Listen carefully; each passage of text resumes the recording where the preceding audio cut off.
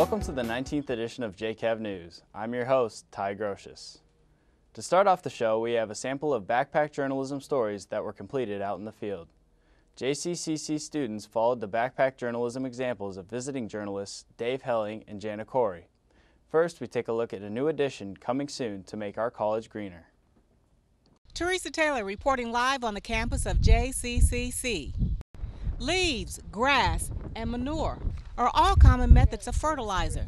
But what about your leftovers and what's on your dinner plate?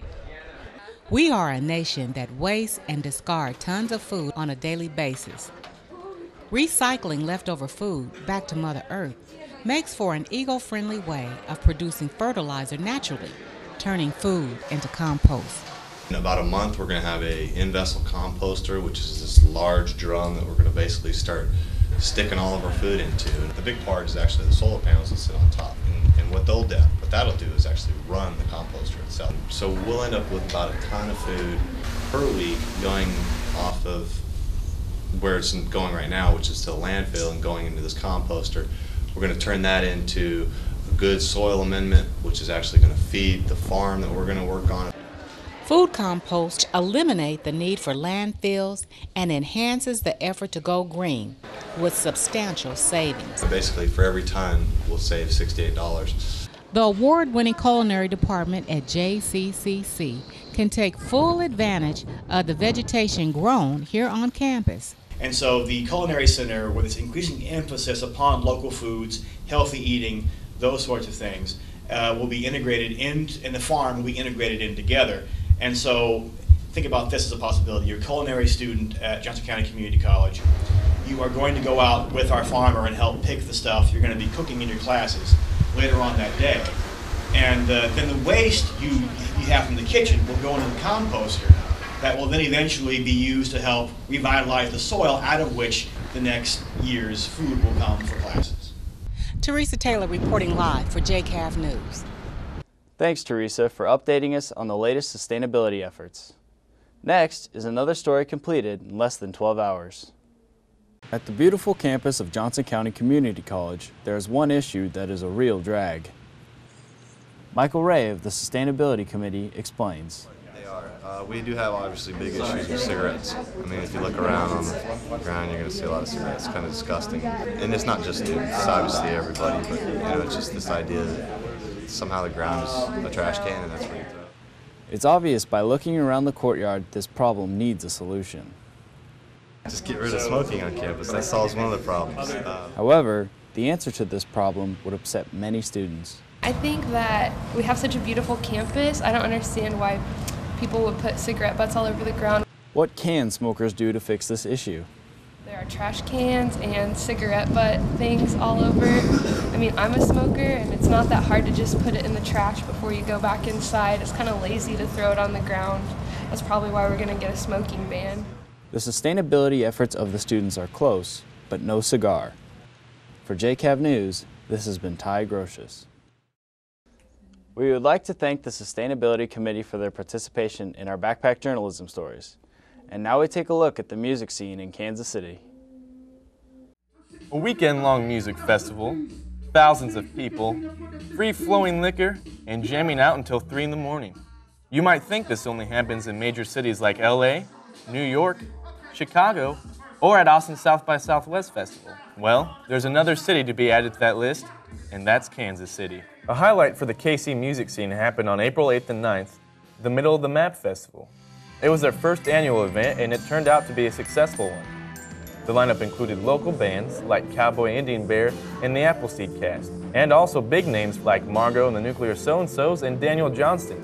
For some local bands, the festival was just the beginning to a summer of shows. And so we just finished up our West Coast tour last week. Now in about 2 weeks, we're going back out on an East Coast and into Canada loop, so that'll be awesome. The Middle of the Map Fest started off with a bang, with tons of people in attendance for the 2-day event, helping promote the KC music scene. Events like this, really help to remind us of not only how cool this city is, but just how deep it is musically. I mean, there's so many acts that we really respect from this city, and lots of national talent that's come in to be a part of this event. It's really cool to be a part of it ourselves, With many venues and bars hosting shows here in Kansas City, Local music lovers should always be able to come out and support some local bands. I'm Phil Morris, signing off for JCAV News. Thanks, Phil. Many say that all government is local. Let's take a look at our local government at Johnson County Community College Student Senate. Here at Johnson County Community College, students are unaware of the important decisions being made every day by the Student Senate.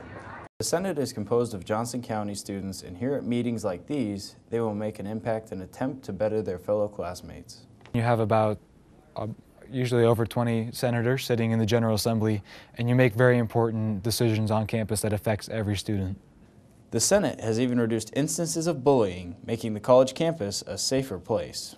We had a lot of problems with harassment last year, with many people targeting gays and lesbians and transgendered and bisexual students here on campus. Queers and Allies came to me, and I made a promise as an ally to them that I would do whatever I could to try to decrease that.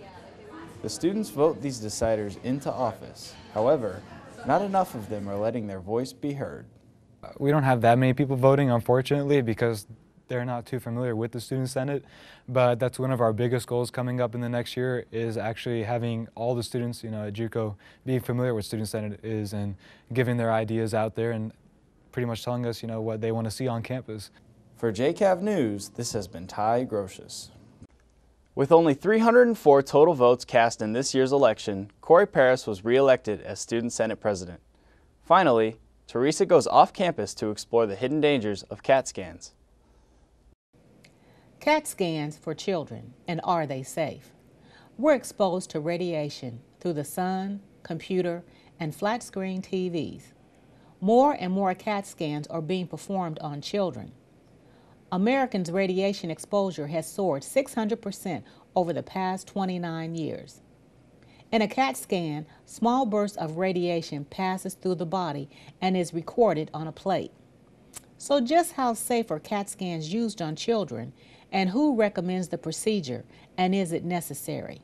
It's not a leading cause of cancer in children that get CTs. Nancy tells why children are at a higher risk.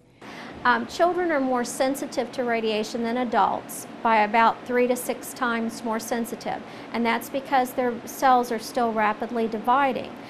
Nancy outlines what dosage is considered appropriate. What we try to do is keep the dose as low as possible so the cumulative effect doesn't manifest itself later in life. Nancy tells us what questions parents should ask about CTs. They should know their child's medical imaging record or history. CT scans and the health of your children. Teresa Taylor reporting for JCAV News. Thanks for that important information. That's all we have for this edition of JCAV News. I'm Ty Grosshuesch. Be sure to tune in next time for JCAV's 20th edition. It's gonna be a party.